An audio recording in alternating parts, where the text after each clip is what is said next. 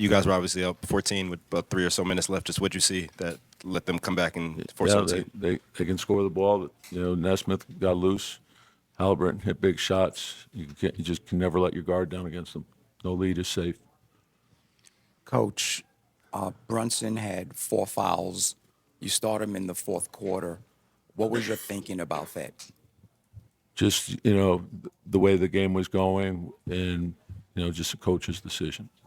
Coach, on Obi's dunk, at that point, was the instructions to foul or just let him go to the hoop?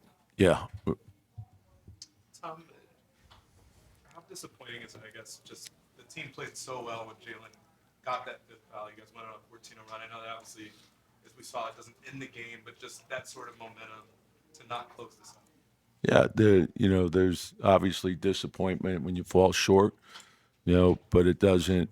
We have to take a look at the film, make our corrections, and then we got to change quickly for game two. We got to be ready for game two, and that's all you look at. So you have to take disappointment and turn that into more determination. You guys have been on the other side of these in the last series, big fourth quarter comebacks. Just kind of, what did you see? Did you see a common denominator there down the stretch? Yeah, just and again, your defense. You got to be able to count on your defense. We missed some free throws. We got to make sure we have awareness as to what's going on. What do you think was the issue with letting Neesmith get loose? We got too much airspace, and some of it is transition. Some of it is, coming off pin downs. Some of it, communication. Want to take a look at the film. Tom, on the other side of the ball, did you feel like guys got a little too loose in the final minutes offensively and a little sloppy with the ball?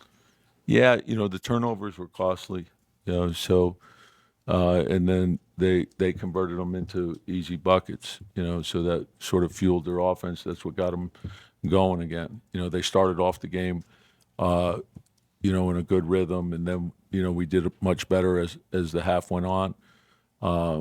And then, down the stretch, we didn't do what we needed to do. Coach, what do you do going into game 2 Friday to bounce back from this? What do you tell your guys to put this behind them? Yeah, the same thing. Like there's a lot of emotional highs and lows in the playoffs. You got to bounce back quickly. You look at the film, make your corrections, get ready for game 2. And that's, when you go into the playoffs, you lay out the plan of how you're going to approach the entire playoffs. Yep.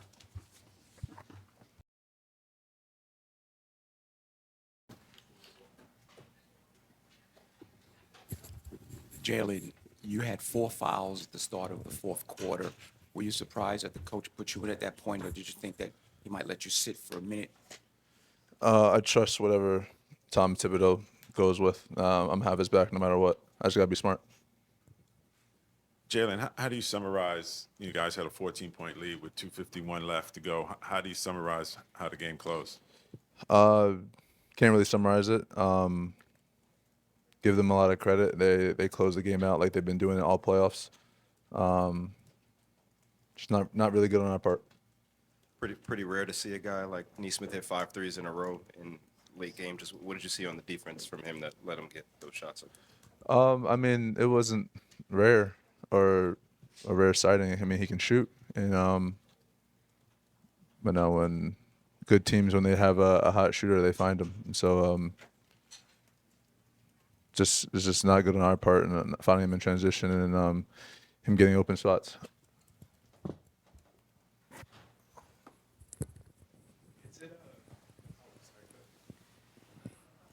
Pacers stole the game in the last minute.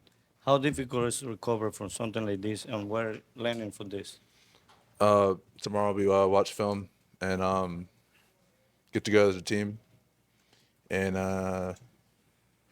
just reevaluate and then be ready for game 2. The lead was so big with so little time left. In the moment, are you realizing, kind of seeing it going down quickly, and are you realizing how hot he is? I mean, yeah. I mean, once he hits one, you got to be on high alert, and so just I got to do a better job of finding him. And I think he had like 1 or 2 that started it off, and with me in the vicinity, and just not a way to close the game. Jalen, and end of the game they started trapping you more, like in the fourth. How'd you feel like you responded in those situations, and what do you feel like you could have done there? Not turn the ball over and give my teammates a better chance to close out this game. Just turn the ball over doesn't help us. And Like you got off the ball quick enough, or? I feel like I can, but also I feel like I know how not to turn the ball over. And so just like I said, it's not a good way to end the game. Cat, how tough is this loss for you guys, and how do you guys bounce back? I mean, any game you lose is tough, especially in the playoffs.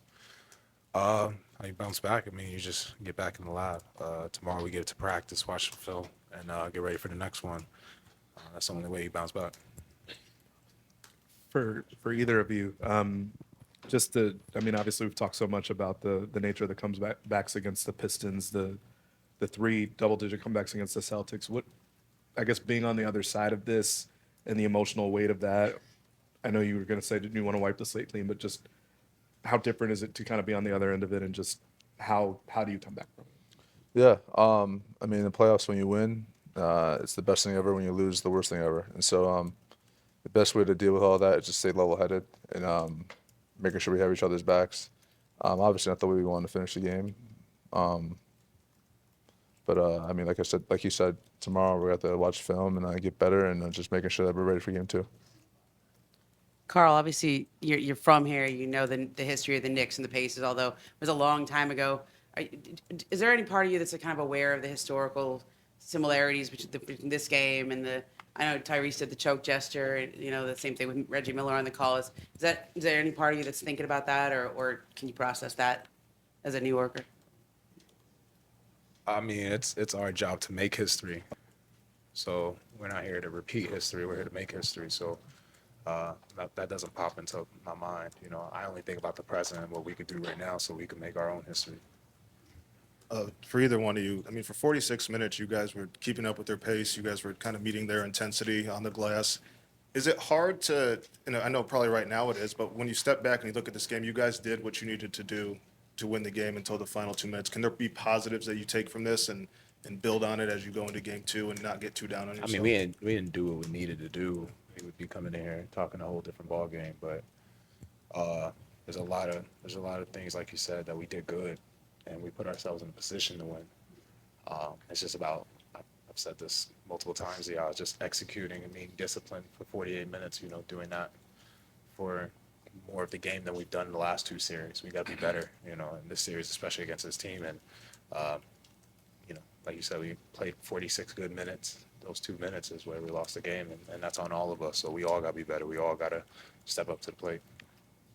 Jalen, does the experience in the playoffs of dealing with adversity and overcoming adversity come into play here after a game like this? Yeah. Obviously, it's not a good feeling, but a lot of basketball left to be played. So we can't sulk. We just got to get better. Two questions, one for you, Jalen, and for Kat. Did the referees give you an explanation of why they didn't call goaltending on your drive late? And then the other question is, with Obi, you guys were down 1 and Obi got the dunk, was the plan to let him score right away, or was it to foul him? To answer your first question, no. No explanation. And it's a great question. I think we should have fouled, and we just didn't. Guys, Detroit had a lot of open looks on threes. Boston had a lot of open looks on threes, and tonight, Indiana had a lot of opens on threes. How do you close that gap? How do you defend that so that they don't have those clean looks at those threes?